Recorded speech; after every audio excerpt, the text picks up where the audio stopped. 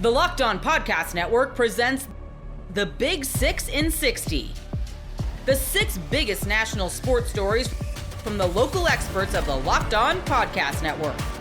Get the real story, why it matters, what's next, who wins the big game, and more, all in 60 minutes. The Big 6 in 60 starts now with the biggest story in sports. Who's ready, Bills Mafia? It's the Bills Squad. Everything Buffalo Bills, every week. I said to my wife at 10:45, Jerry, this game's going to end early. It's going to be kind of early. Yeah. And the Ravens, I'll tell you, I remembered a thing. By the way, the Bills won 41-40 in a game where their defense got absolutely destroyed by Derrick Henry outside of a fumble that might have changed the game. And they win. And in 17 minutes, it's Victory Monday. It's Victory Sunday. What in the world was that? What just happened? Here's what I'm going to say. And you know what? This might be unpopular, but I don't give a damn. Okay? I don't care.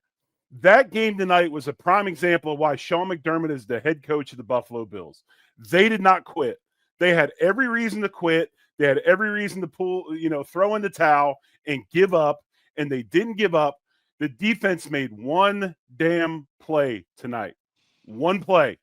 They caused the fumble. The MVP takes over. And next thing you know, we're sitting here with an unbelievable 41-40 win. And you're like, what the hell just happened? But to me, I'm just telling you, man, teams would have quit. They would have quit. And that just, to me, shows how much respect they have for McDermott and that coaching staff. Just unbelievable. Yeah. Unreal.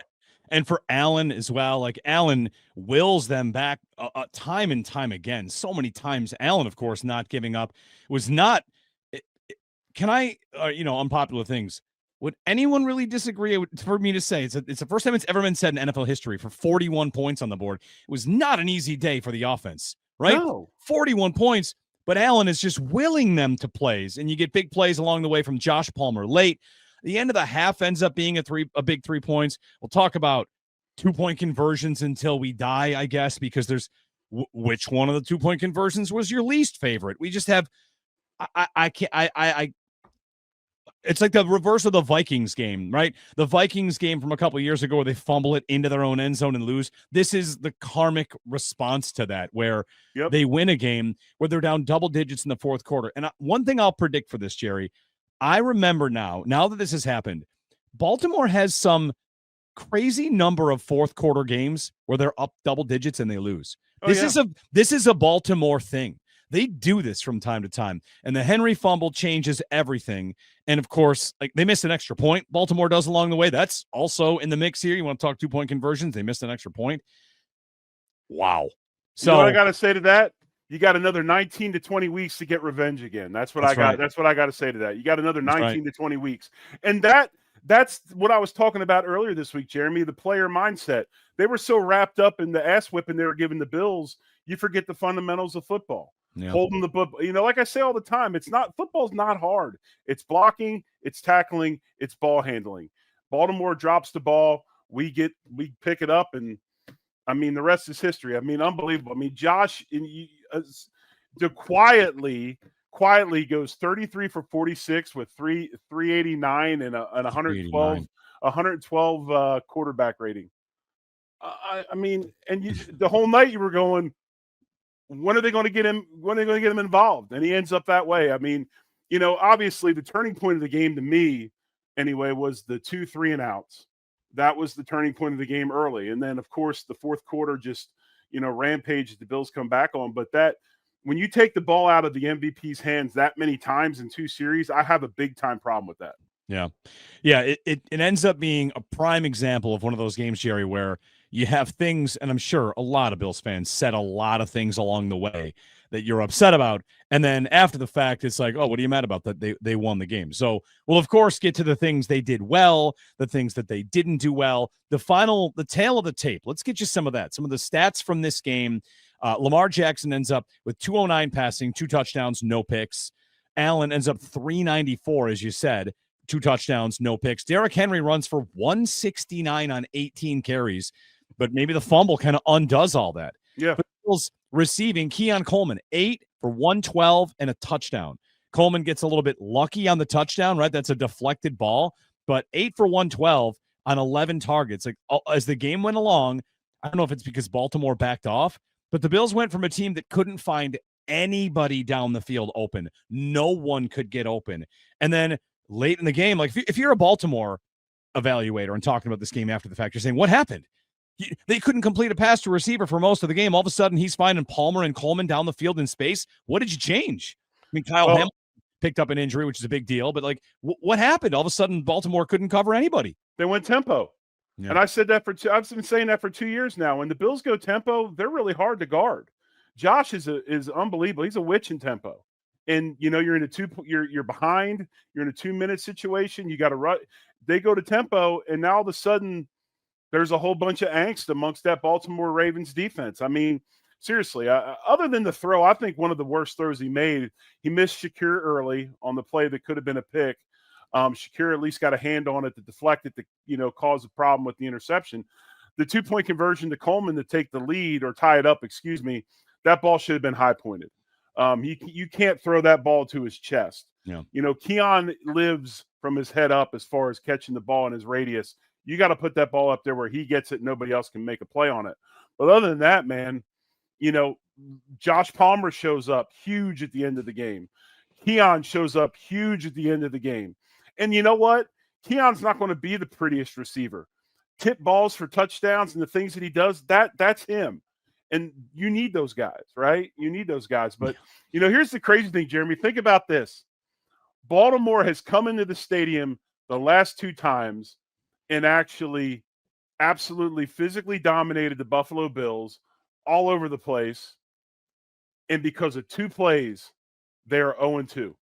2 plays. Yeah. 2 of them. A Mistakes. drop 2-point conversion and a fumble.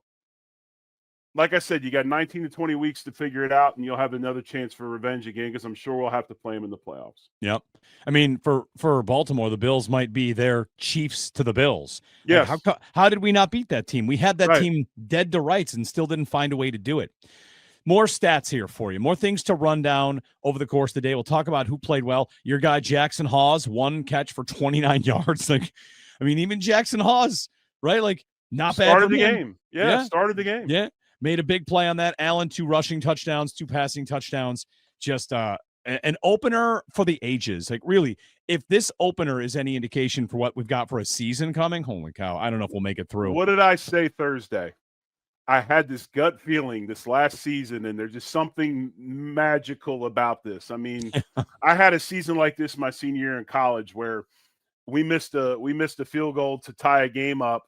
And with no time left, the other team had too many men on the field. We got a chance to re-kick it again, made it tied. There's just something about this season that I have a feeling about, and today proved it. You can, of course, if you're watching this on the stream, you can comment, you can like, you can subscribe. We got a comment here from Freshly Fried that says, "Call me an ambulance," which is about the win that a lot of fans might feel. I wonder how many people left that game. I mean, I was there. I left at halftime so I could come home and do this from the home studio. I saw Joe today. For those of you just tuning in here on the Bills Squad show on the Locked On Bills channel, we won't have Joe tonight, and he wanted me to make sure everybody knows. His show, his daily, will be a little delayed as well. His travel plans to get back home got pushed a full day. So he's supposed to be with us. He's supposed to, usually drop his Locked On Bills daily episode right away. This is what we've got for now, and Joe will catch up, and I'm sure he's got a lot to say being at that game between the Bills and the Ravens, which goes to the Bills 41-40. So if you want to give us a comment, we'll get to comments later. I want to get to a lot of things that did happen in this game. Of course, it's a win for the Bills. And along the way, we'll evaluate. What do you want to start with? Should we start with the good because everyone's buzzing off of what they did well? I've got one particular play, Jerry, that I was really impressed with. And that's the play right before the half. The Ravens go up 10. And the Bills, they run the kind of play. It's the one where it's the catch for Kincaid on the sideline. He steps out with 1 second left. That play is the ball snapped with 7 seconds remaining. And the way that the Bills receivers run that route, I say, as I'm in the stadium, oh, okay, I guess they're just going to throw up a Hail Mary. And they run the tight end underneath, and they time it perfectly, maybe to the 10th of a second, whatever it is. But Allen makes 2 big throws on that drive. They get 3 points, and all of a sudden it feels kind of manageable going to the break. That's 3 points, and they end up winning by 1. Go ahead. No, I was just gonna say, like, that play is big. And in this game, every point ended up mattering. People were gonna call and be upset about 2-point conversions for the next month.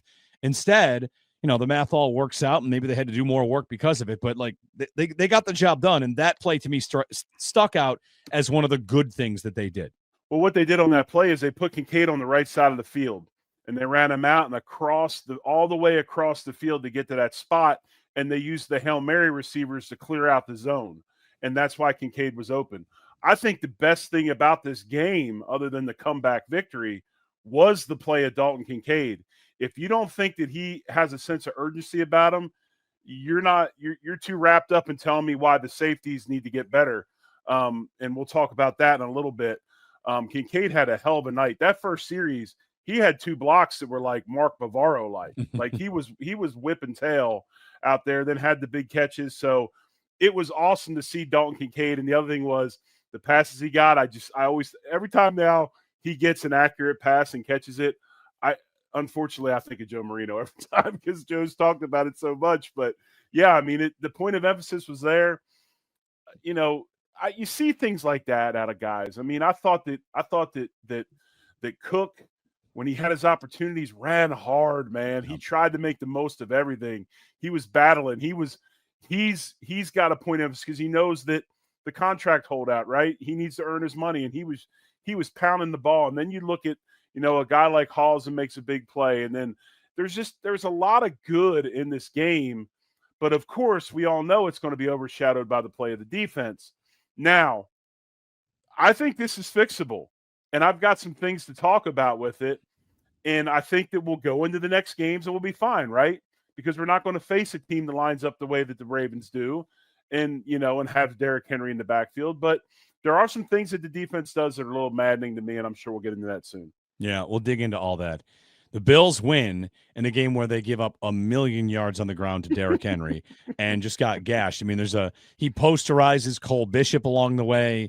That wasn't Cole's fault. Oh, no, sure. I know that. Like, what are you going to do? It's not the kind of play where you're blaming Bishop. It's just like, oh, here you go. Here comes the freight train. Jump in front of it, and you're going to get thrown to the ground. Right. There were multiple times where Henry was 10 yards deep before he got touched. Like that was my point. I mean, we're beating the safety room to death right now. This is embarrassing, guys. You have a 6'4", 247 listed tailback, full speed, untouched in the defensive secondary with space.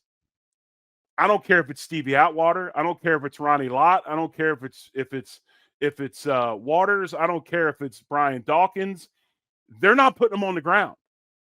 And those guys are in the Hall of Fame. So say what you will, grill them all you want. The front seven at some point has to do a better job because these safeties, it's just like that Bears game in the preseason. They're in a freaking bind. Oh, it's the train's coming, man. Yeah. And you got to try to stop it. Who's ready for it? Oh, Joe Marino. All right, we'll see if he tries again. Mr. Joe Marino leaving the game just popped onto our little board here, so maybe he does pop in after all. I'm not sure if he was just trying to watch the show or he was ready to make a comment. I saw it popped up in our little behind-the-scenes thing, and he's walking out of the stadium. To the point about, the safety room, there's another play where Bishop blitzes, and the Bills get cooked by Zay Flowers. Well, yeah. And I saw on that play, so that was Next Gen Stats charted it, and Chris Collinsworth mentioned, like, why would a safety ever blitz from that deep? And the reason that happened was Lamar went to a quick count. Like, the Bills were caught in their disguise, and he snapped it. So it ends up being like Bishop blitzes. It looks like it's late, but that's just a well-executed play by the Ravens to kind of cut them open. Flowers went nuts on them. DeAndre Hopkins, a highlight reel catch. Like, the story of the day is going to be that, I don't know, Allen's the MVP. He's amazing. He carried them. And the Bills defense is far from finding its answers. Most people can't name all their financial accounts or even what they're worth, whether it's a 401k or properties or investments. And when you don't have the full picture, you can end up leaving money on the table. That's why there is Monarch Money. It's an all-in-one personal finance tool that brings your entire financial life together in one clean, easy-to-use interface on your laptop or your phone. Monarch does the heavy lifting for you. You can link all your accounts in minutes, see clear data visuals, get smart categorization of your spending, and finally feel in control of your money without ever touching a spreadsheet. I linked all my accounts to Monarch and immediately spotted a few subscriptions I wasn't even using. Canceling those all can save you money every month. Don't let financial opportunities slip through the cracks. Use code LOCKEDONNFL at monarchmoney.com in your browser for half off your first year. That's 50% off your first year at monarchmoney.com with code LOCKEDONNFL. The Green Bay Packers dominated the Detroit Lions. You are Locked On Packers, your daily Green Bay Packers podcast. The Green Bay Packers did to the Detroit Lions what the Detroit Lions have been doing to everyone else for 2 straight years, and that is win up front, dominate in the trenches, offensive line, defensive line, and it started on the very first drive. Jordan Love and the Packers marched right down the field. 3 third down conversions. Jordan Love had all day to throw every time he dropped back to pass. Did the Packers have a lot of running room? No, that's because the Lions were selling out to stop Josh Jacobs and daring the Packers to beat them against man coverage. And guess what? The Packers beat them in man coverage with consistency. Romeo Doubs on a play action shot play. Matthew Golden on a third down. Dontavian Wicks on a third down. And then you get the touchdown at the end. It was the perfect way to start. And then on defense, you lock down Jared Goff, force a 3 and out in what ended up being a harbinger of things to come for this defense. And what did Jordan Love say? Micah Parsons, he had visions. Oh, Micah Parsons is going to be announced last. The crowd is going to go wild, which, by the way, did happen. And then on the first drive, Micah Parsons is going to get a sack to force 3 and out. Well, he didn't get a sack, but he got a pressure that turned into an incompletion that turned into a 3 and out. Micah Parsons and this defense, from top to bottomest, whooped up on this Detroit Lions team. I thought, and I said this on the show over and over and over, that I thought this Lions offensive line was going to take a step back. I said all week, this is how you attack this Lions team. Right now, they are dealing with flux. Graham Glasgow at center, Christian Mahogany at left guard, and Tate Ratledge, the rookie, at right guard. I did not expect the ass kicking that would ensue by the Packers. Rashawn Gary had a sack and a half, including a near safety. Micah Parsons had a sack. Devontae Wyatt had a sack. Lucas Van Ness had a sack. It was everybody. It was everybody. And it was the most tackles at or behind the line of scrimmage in the Dan Campbell era. At one point in the fourth quarter, it was 15 of 21 runs were hit at or behind the line of scrimmage. And by the way, after that, they tackled Jahmyr Gibbs behind the line again. 15 of 21 runs hit at or behind the line of scrimmage. The reason that's unusual in the Dan Campbell era is because they're used to living on the other side of the line of scrimmage. They're used to blowing guys off the line. So all of the concern, Micah Parsons' run defense, totally overblown. The Lions could not run the ball in this game. 22 carries for 46 yards. If you want to take out the Jared Goff kneel down, that's fine. 21 carries for 47 yards. The numbers don't look any better. We're talking about a shade over 2 yards per carry. This was the most explosive run game in the NFL last year. Jared Goff, 31 of 39. Okay, that's nice efficiency, I guess, but 5.8 yards per attempt. And he threw a huge pick, a momentous pick in the red zone because Micah Parsons beats Penei Sewell cold. I mean cold on an inside move that was just unbelievable. Made me stand up from my seat because Penei Sewell does not get beat like that. I think when the final numbers come in, it will show that this was one of the highest pressure games ever given up by Penei Sewell. Kingsley Enagbare was getting pressures against Penei Sewell. That's how much this Packers defensive front dominated. And then in the second half for the Packers run game, all of a sudden, things start to open up for them a little bit. Josh Jacobs starts to hit, 6, 8, 15, and ultimately seals the game in the fourth quarter with the touchdown. Sluggish start to the third quarter, to be sure. They go 3 and out. You have that weird sequence. Jordan Love almost throws the interception. Then he throws a pick six that gets called back. Those plays are going to stick out in people's minds, and I understand why. But this was a dominant performance from start to finish. A dominant performance. And if this is the Packers' defensive front, and we're going to talk more about this defense in a second, but if this is what this Packers front looks like with Micah Parsons playing what will end up probably being between 30 and 40% of snaps, maybe less, 25 to 30% of snaps. If this is the version of the defense that you get, and this is the version of the pass protection that you get, I mean, look, this is not the best defensive front the Packers are going to face all year. Aiden Hutchinson has not played football in almost a year. But they dominated. And the Lions, they were trying stuff. They were sending extra bodies. They were trying to find pressure. And Jordan Love is just like, nope, this. Josh Jacobs was an MFer as a protection player. That was something he was inconsistent with doing last year. Every time a linebacker came free up the middle, Josh Jacobs, bang, meet him at the point. Jordan Love has room to throw.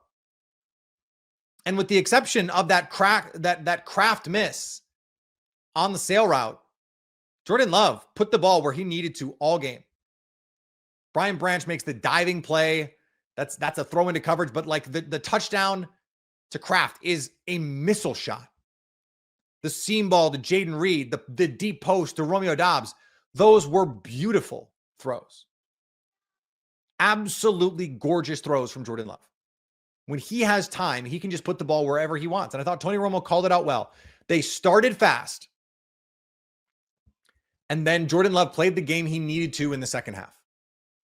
And by the way, that's including a Jaden Reed drop up the sideline where you like that could have put the game earlier a little bit sooner, I guess. Could have put the game away a little bit sooner.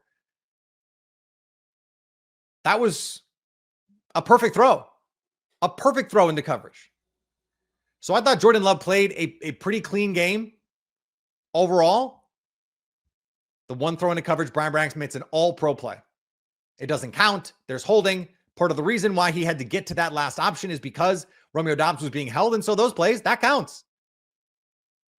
I still don't understand why you don't get to count the unnecessary roughness. Like if the possession changes and the rule is you can't hit the quarterback and you hit the quarterback, that rule is designed for a possession change. So if there was a penalty that helped cause the turnover and then you just get a free shot at the quarterback, that doesn't make any sense to me. But that's a conversation for another day. When I talked to Matt Derry, what I said was the Packers are going to win this game, and I was emphatic about it. The Packers are going to win this game. The Packers are going to win this game because they have to. And that was true, and you could feel it from the jump that this team came out with a focus and an intensity. We talked about that with Lily Zhao. This team seems to be more mature. They seem to be more dialed in. They are ready to make this move into Super Bowl contender. But I thought the Lions looked lethargic. Looked like they had a Super Bowl hangover. Uninspiring defensive play calling. Really uninspiring offensive play calling. I mean, they could do nothing. And that part of that was because your offensive line can't block. And so, you love it when a plan comes together.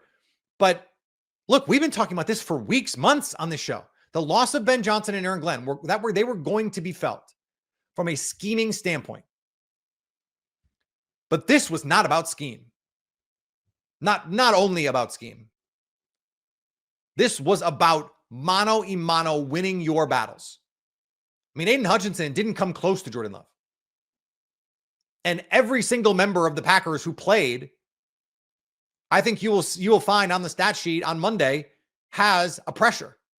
They got after what had been one of the best offensive lines in the league. And if you thought they were just going to roll merrily along because that's just what the Lions do, it's not. Like, I don't know when Dan Campbell got the benefit of the Andy Reid or Bill Belichick doubt, and maybe those are two bad examples right now, we just assume he's just going to like manipulate all this stuff when now he doesn't have two of the guys who are the like big time drink stirrers in terms of the straw that stirs the drink? I don't understand that. Aaron Rodgers showed the Steelers were right to bring him to Pittsburgh in just his first game with 4 touchdowns. You are Locked On Steelers, your daily Pittsburgh Steelers podcast. Pittsburgh Steelers have won their week 1 matchup against the New York Jets 34-32 in a what in the world was that type of game. We talked, look, I agreed with John Butchko, our Locked On Jets host, who said this is take the under on this game. Both of us were wrong. We thought neither team would be able to put up 24 points, let alone 30 points. I did say the Steelers would score 26, but I didn't think that they would get to 30, nor did I think the Jets would get to 30. We'll get to the Steelers defense in a bit because they got some issues. But we got to lead off this show talking about Aaron Rodgers and what he did with this Steelers offense. What's truly impressive to me about Aaron Rodgers is he didn't just lean on one player. He didn't just lean on a certain thing. He was able to go out there and dissect the Jets defense with several different people, with several different concepts, attacked vertically and horizontally, and use so many different things that could make it harder for teams to lock in on what he's liking because he's that cerebral of a quarterback. That's something that I thought could work to the Steelers' advantage, but I wasn't sure. Could they make it happen with Arthur Smith's offense? And let me just say, all kudos to Arthur Smith. This is a well-called game. He opened up so many different opportunities. The trick play things that he'd been trying to set up with like the jet sweep to Jonnu Smith, it worked. It got them a touchdown. You look at Aaron Rodgers. He completed passes to 7 different guys. 3 catches for Kenneth Gainwell, 5 for Jonnu Smith, 1 touchdown for Ben Skowronek, 2 for Jaylen Warren. He also got a touchdown, 3 for Pat Freiermuth, 4 for Calvin Austin, also with a touchdown, and your leading receiver, DK Metcalf, 4 catches for 83 yards. That 1 tip drill pass was pretty wild. But what's great about for the Steelers offense is they just put on tape several different ways to hurt you with the passing game and different concepts. And that's going to be something that can get really annoying for opposing defenses down the line. We've talked for years, go back to Antonio Brown's best days with the Steelers. A lot of times it was like, hey, you can't stop Antonio Brown, one-on-one. But if you could take him away and the Steelers didn't have another prolific receiver doing it for them, like Juju when he was young or Martavis Bryant when he wasn't, suspended for the entire season, you can figure out a way to kind of mitigate that if you're able to take one superstar out of the game. I still think the best part of the Steelers 2020 run when they were 11-0 to start the season was there was that just like a 2-month period where Ben Roethlisberger, each week, his leading receiver was someone different. So you weren't able to pinpoint what he was doing. Eventually that went away. But if Aaron Rodgers is able to maintain this for the season, I'm not saying 4 touchdowns a game. That would be ridiculous. That'd also be his 5th MVP if he does that, right? But I'm not saying he has to maintain the scoring pace that he's on, but I am saying if he can maintain the efficiency of where he goes with the ball, I think that's going to go a long way for the Pittsburgh Steelers, especially if eventually this run game does kick in. Now, I will say the run game wasn't what you wanted it to be in week 1. We did say, hey, in preseason, we weren't seeing a lot of different things. I really didn't see the extra concepts in the run game that made me all that excited to see what this group can do. I do think that the offensive line gave up more than their fair share of pressures. I believe the Jets as a whole had 7 quarterback hits on the day, 4 sacks on the day. You don't want to do that all season long with Aaron Rodgers. That's not a great way to do it. But I will give Aaron Rodgers credit for being tough because he was taking those hits. He was just getting up and being like, all right, next go, let's get him. He wasn't, retreating into, a shell. He wasn't just getting passes off quick just to get passes off quick. He was taking it. He's like, all right, let's go back out there and get him the next time. Now, granted, you want your offensive line to be better. I thought Broderick Jones had a pretty rough day. I didn't think it was like 3 skull terrible. I do have to rewatch the game still. We'll get our grades on our Tuesday episode. So there's that. But I did feel like that in general, the offensive line could have been better, but I also said that, hey, this was a tough defensive front that they're going up against. Quinnen Williams, Jermaine Johnson, Will McDonald, they were bringing it from all sorts of sides, and Aaron Glenn's defense was good at sitting heat, but, as an offense, as a unit, you have to overcome these types of things. And they found a way to overcome them. And part of it was Aaron Rodgers, but part of it's also the pass catchers did a really good job in this game. And I'll get to more of them in a bit too, because I thought Calvin Austin had a very good game himself. I thought Pat Freiermuth quietly had a good game. He just had 3 catches for 28 yards, but there was also the Jonnu Smith touchdown where he was blocking out in space and did a really good job taking his man down the line, keeping his man occupied. Jaylen Warren also throws a block. They paved the path for Smith to get to the pylon. But again, we'll get more on them later. But I truly think that Aaron Rodgers, getting back to him, when you look at the way that he processed, and I still haven't seen the all 22. I'll hopefully be able to get to that sometime later today if you're watching this on Monday, and then include it in our Tuesday show with our final grades and all that. But I really do think that Aaron Rodgers showed a lot of potential for what this Steelers offense could be like, and still didn't even kind of reach the ceiling of what they could do as far as different efficiency. Because like DK Metcalf didn't go off in this game. Now he was dangerous. I mean, you saw if you give him 5 yards and he catches the ball, you better bring him down, because he is going to take those yards. He's going to turn that 5-yard cushion into a much bigger gain. And I think that's something that certainly showed in this game his potential for there. But the ways that Aaron Rodgers was able to use different spacing for different things, the Ben Skoranek touchdown, the bootleg to his right. While you don't want Aaron Rodgers having to run a whole lot, you do see that he can use his legs to buy himself time or just get to a better position to throw the football. And that's what he did with that touchdown. That's what he did with a few times. I'm going to be curious when I look back over the film and see how many times did he effectively use the bootleg to just get out in space and let his receivers run. But lots of horizontal passing attacks for the Steelers, and that's a lot of what we said would probably happen this season.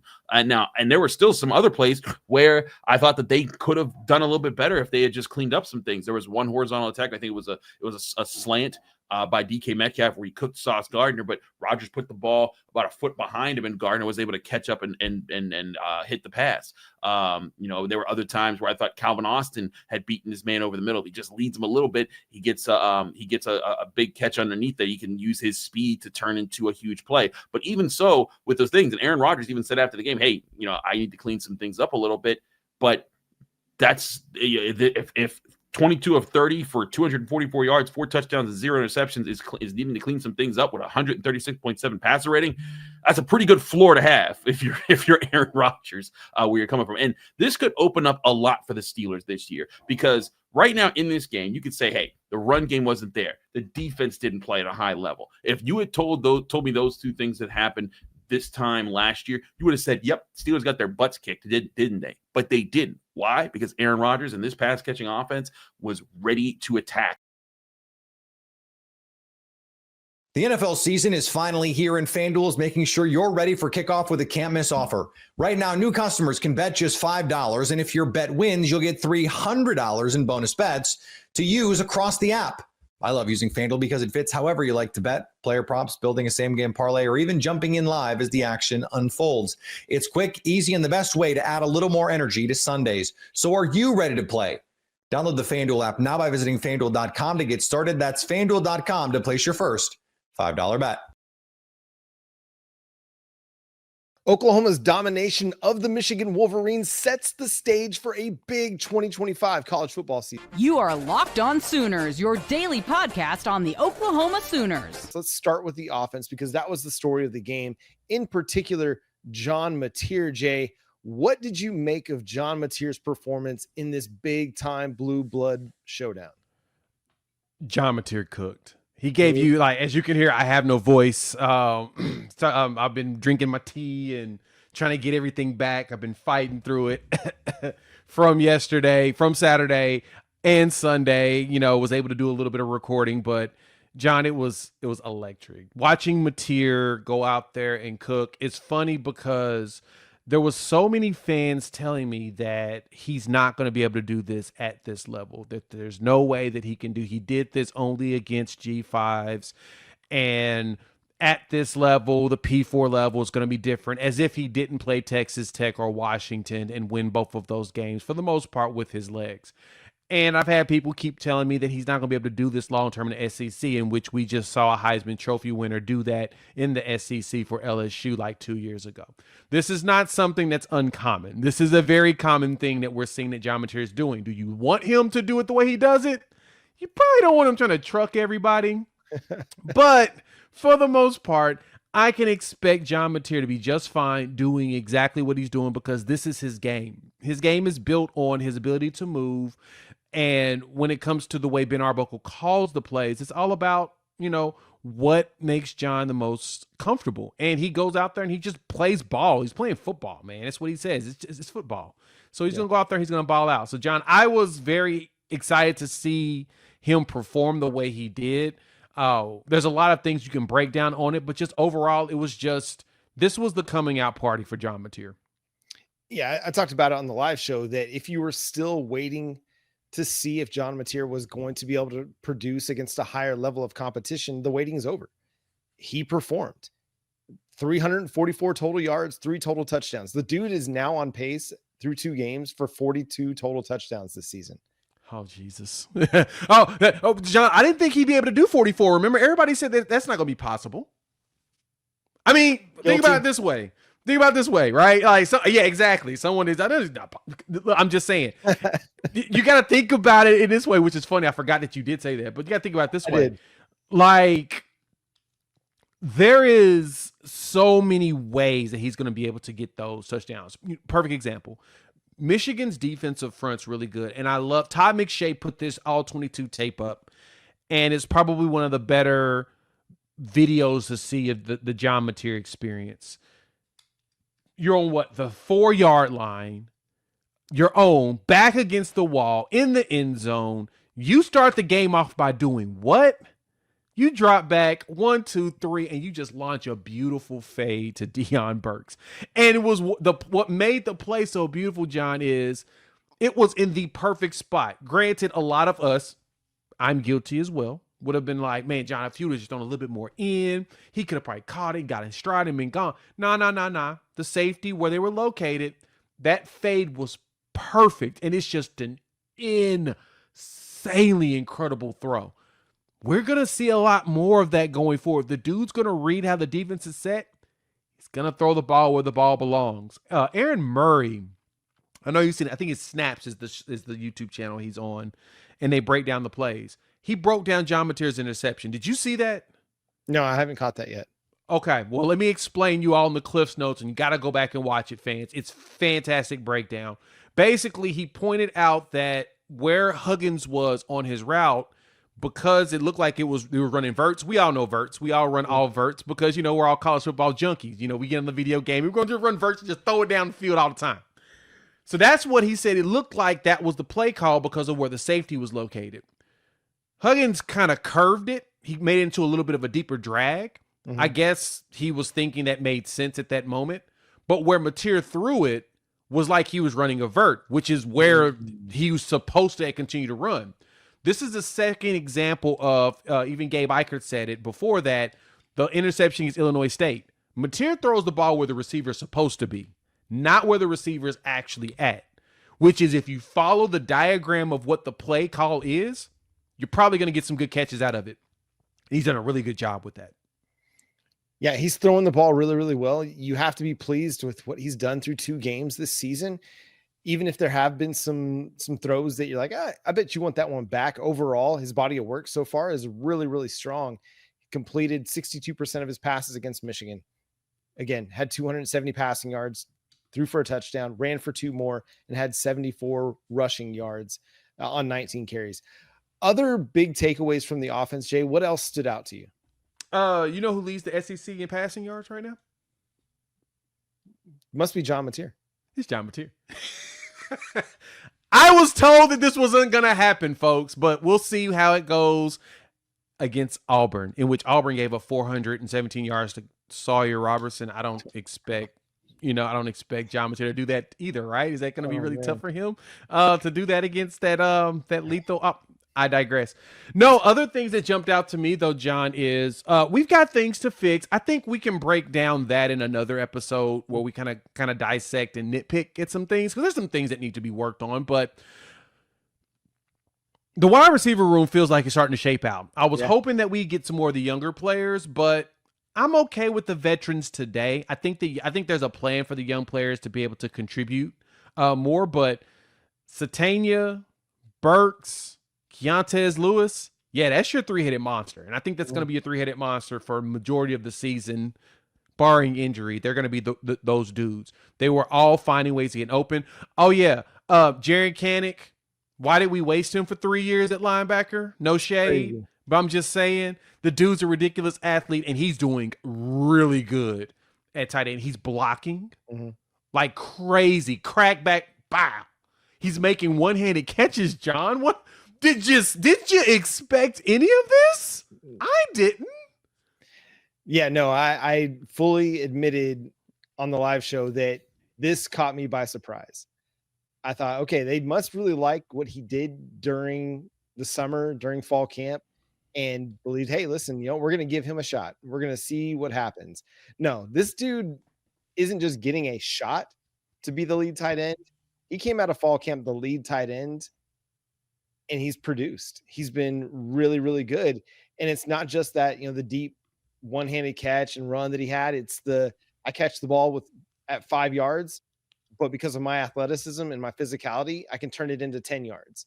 I don't know how many times we saw that where it was, I'm catching a short ball in the flat and then I'm turning it upfield and picking up more yards after the catch because I'm so athletic that linebackers are going to have a hard time keeping up with me. So Darren Kanek has been beyond anybody's expectations, and he's on his way to putting together a really, really strong season. It's been really fun to see him do that. At wide receiver, I think you're right, man. You got your three-headed guy between Burks, Satania, and Lewis. I would have liked to see them target Lewis a little bit more in this game because he's a good possession receiver, but of course, Michigan may have slowed some of that down. And then Isaiah Satania, get the concentration stuff right, where you're not dropping a pass, where you're not muffing a punt. And the potential is there to be a big time playmaker for Oklahoma. Didn't even really get into the offensive line. And we'll have to talk about that on Tuesday's show because there's a lot to break down with what the offensive line did. They earned the game ball from Coach Brent Venables in large part to an 8.5 minute drive in the fourth quarter, Jay. Yeah. John, you know who leads the SEC in yards receiving by tight end right now? It'd have to be Jaren Kanek. There you go. Who's number 2 in the country in All of college football? Jaren Kanek. And if he would have caught that trick play, which was a fun play, man, it was just, I don't know who it was. If Jaren was the one that pulled up, or if he should have kept running. I think he slowed up. Or if it was Mateer, they put a little too much sauce on it. But man, he needed to get downfield a little bit more on that throw. I think he was waiting to see how the play was going to develop, and that's just inexperience, I think. Most people can't name all their financial accounts or even what they're worth, whether it's a 401k or properties or investments. And when you don't have the full picture, you can end up leaving money on the table. That's why there is Monarch Money. It's an all-in-one personal finance tool that brings your entire financial life together in one clean, easy-to-use interface on your laptop or your phone. Monarch does the heavy lifting for you. You can link all your accounts in minutes, see clear data visuals, get smart categorization of your spending, and finally feel in control of your money without ever touching a spreadsheet. I linked all my accounts to Monarch and immediately spotted a few subscriptions I wasn't even using. Canceling those all can save you money every month. Don't let financial opportunities slip through the cracks. Use code LOCKEDONNFL at monarchmoney.com in your browser for half off your first year. That's 50% off your first year at monarchmoney.com with code LOCKEDONNFL. After the South Florida loss, is it time for the Florida Gators to move on from Bailey Napier? You are Locked On Gators, your daily podcast on the Florida Gators. I said this on Saturday night after the loss to South Florida. I didn't want to have this conversation right now.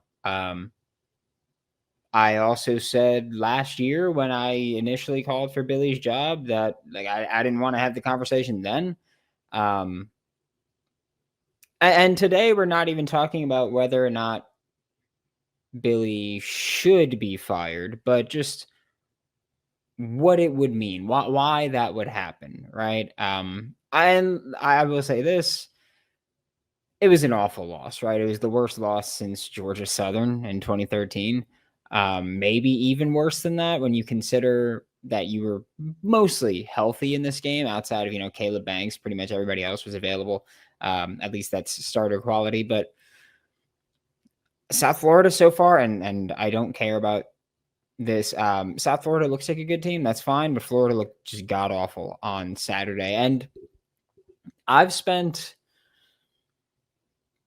all off season talking about, when we talk about the expectations of this team, when we go back through the shows all off season, I was saying, look, this is a college football playoff caliber roster. And we'll talk about that in a second. This is a college football playoff caliber roster. It's time for coaching to catch up to the talent. And look, maybe I'm wrong about them being a college football playoff caliber roster, right? I know the team composite has them 12th roster, and I've always said that, like, for me, when I say college football playoff caliber roster, I mean you're a top 12 team in the nation, top 12 roster in the nation. I don't like the composite rankings, but the composite rankings agree with that one at least. Maybe I'm wrong. Maybe the composite rankings are wrong. I still believe that this is a talented roster. But like I've been saying all offseason, coaching has to catch up to the talent. And I wanted to believe, tried to believe. I think a lot of us did. Gave them a chance. Like, we bought in. I think a lot of people bought back in. And then it's year 4 and things haven't changed, right? It's year 4 at the University of Florida. And you're still doing, honestly, the same things that you did in year 1. You're just doing it with your talent, your roster. That's it. Like, I think you've passed the point of it being excusable. I do think that, and again, like, I'm not even saying that I'm going to do the whole outright thing like last year of just fire him. Just because, like, again, realistically, that's not happening in week 2. It's just not, that's not going to be a thing that happens in week 2. I'm not going to start pushing for it in week 2. I think that's kind of silly. If you were already out, this just confirms that you were out. If you bought back in, maybe this game gets you out, but I don't know. I find it really hard to go after one game that you're out. Even last year, I think a lot of people did after the Miami game, the 41-17.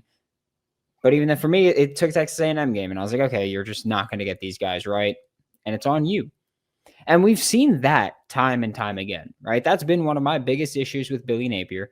That's been one of the reasons that I've consistently said Billy Napier needs to get an offensive play caller, is because you cannot do the whole head coaching job at this point and be an offensive play caller and be successful. It's just not, there's just too much going on. And Billy Napier, since he got to Gainesville, has been incapable of getting his team to show up week in, week out, and perform to the level that they're capable of performing at week in and week out.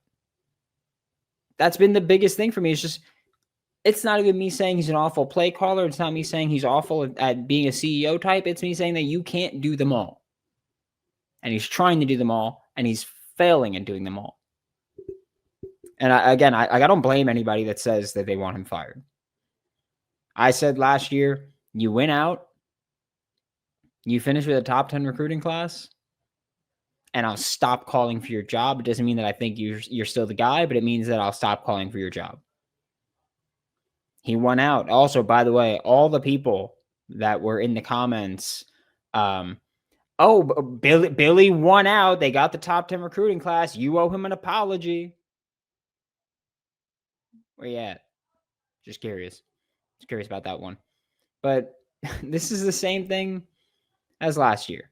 Like, it's the year where you find out if he's the guy. And last year, my justification for wanting him fired was, I think at the University of Florida, you can win a championship. There's a ton of talent in the state.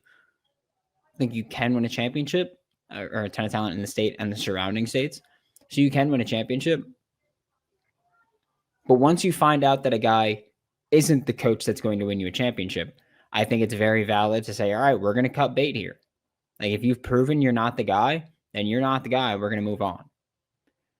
And so I think that the logic behind just the conversation of firing Billy Napier, obviously a lot goes into it. There's a lot of levels to it, but when it comes down to it, this is the University of Florida.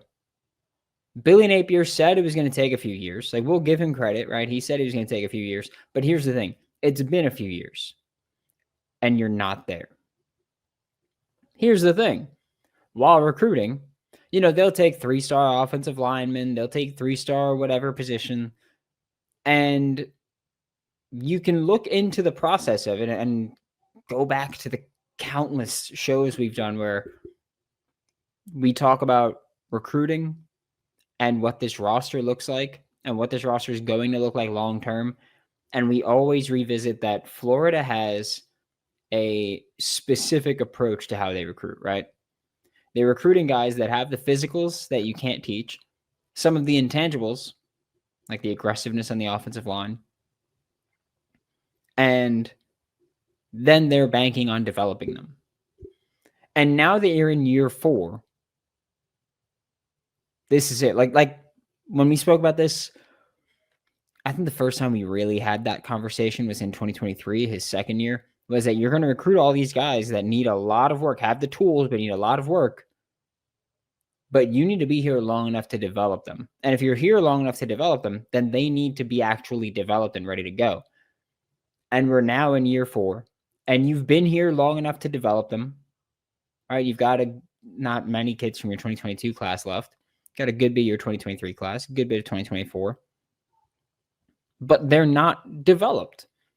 They're not here. DJ Lively played maybe the worst game of his college football career on Saturday against USF. Your 2 best offensive linemen are guys that were Mullen recruits, Hevesy recruits. Like, at a certain point, you got to just say, hey, he just might not be the guy. And that's the logic behind letting him go. And then you talk about the resume and the record and, I mean, the few off-field things, like the Jaden Rashada recruitment was just an absolute mess that we don't really know what Billy Napier's exact role in that was. We don't really know what anybody's exact role in that was. But the fact that there's just this constant, like, smudge, not a great look. The NFL season is finally here, and FanDuel is making sure you're ready for kickoff with a can't-miss offer. Right now, new customers can bet just $5, and if your bet wins, you'll get $300 in bonus bets to use across the app. I love using FanDuel because it fits however you like to bet, player props, building a same-game parlay, or even jumping in live as the action unfolds. It's quick, easy, and the best way to add a little more energy to Sundays. So are you ready to play? Download the FanDuel app now by visiting FanDuel.com to get started. That's FanDuel.com to place your first $5 bet. A tale of two halves has the ultimate final score, a domination on the Illini part. You are Locked On Illini, your daily podcast on the Illinois Fighting Illini. Part of the Locked On Podcast Network, your team every day. If you bet Duke, like a lot of people bet Duke at +2.5, you're going to be a little broker after this game, because this was a final score 45-19, which quite honestly didn't feel like it was going to be 45-19. You know what? Before I get started, I'm going to bring on a football brain much smarter than mine to hopefully explain this. And there he is, Kurt from the Eyes of the Big podcast. Kurt, what did we just watch? Boy, that was craziness. I'll start with, I predicted a loss in this game. I thought about it yesterday. I still stuck with a loss because I hadn't really learned much about Illinois in the first week. And boy, I thought I was spot on. You know, midway through that first half, we were getting dominated, still winning, but I was like, this it's not going to continue.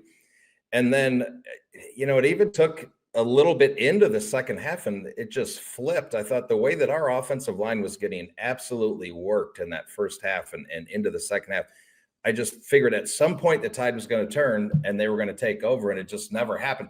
I'm not sure the last time I saw us getting so dominated and then flipping it. You got to give a lot of that to Bielema and the coaching staff. Normally, we don't come back from those types of games. We don't right the ship at halftime. So it's almost like I'm watching a different team right now. It's one of those where, again, you watch that first half and somehow Illinois was up 14-13, but anybody who was watching that game knows that score should have been like 20-3 Duke. We had a bunch of bounces just go our way, and I talked about it in our Illini Discord. We had a lot of bounces go our way last year, and are we going to just continue that luck going into this year? And at halftime, that's what it looked like, that if we were going to escape this game with a win, that it would be one of those games where you and I would come on this post game and be like, let's just be glad this game is over. But, at halftime, which by the way, we'll go over the first half in a minute or so.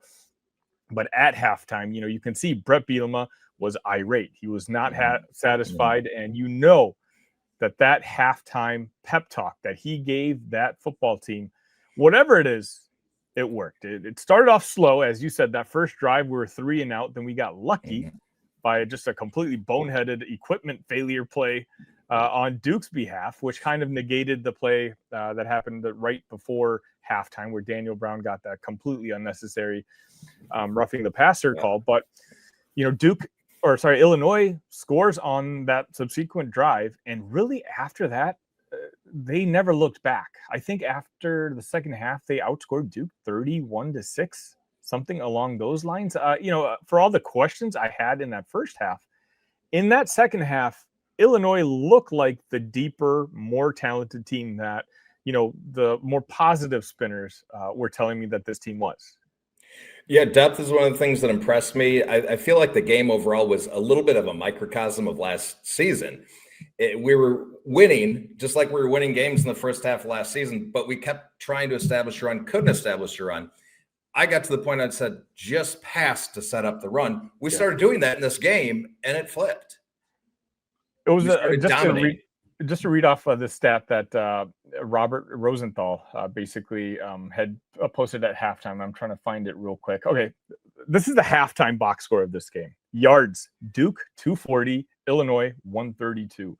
Sacks, Duke 4, Illinois 1. Tackles for loss, Duke 8, Illinois 1. Yards per play, Duke 6.5, Illinois 3.9. And yet the halftime score was Illinois up 14-13. And it's just one of those, for me, Kurt, I talked about this on the Voice of College Football late last night, that, I know Illinois is a different program than what it was for the past, let's just say 20, 25 years or so that I've been watching. I certainly do have more confidence with Brett Bielema in charge. But coming into last night, I remember you saying that you thought we were going to lose this game. And for some reason, my everydayers in this chat, which, by the way, if you are one, make sure you hit that like button on this particular video. Keep those vibes up. They know I've been kind of backtracking. I predicted 27-17 on Monday, but seeing this line at 2.5 and just seeing some of the people whose opinions I genuinely trust a lot all side with Duke, I felt like the pessimistic Illini fan in me started coming back. And I told my Discord this morning, I'm like, you guys, please, if I'm wrong on this, I want to, collective I told you so, which they absolutely gave me at the end of the game. But it's just seeing this dominant performance, and obviously it's the second half, but it's one of those where now I feel like I can genuinely breathe easier about where Illinois is at, like as a football program. Does that make sense?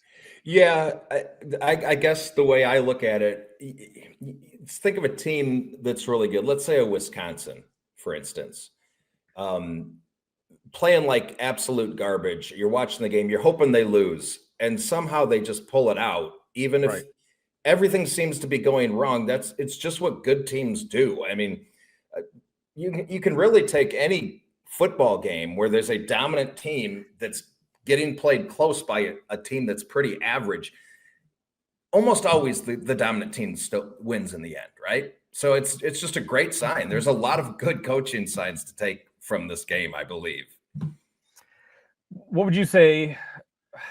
I mean, are you focused more on the first half or that second half?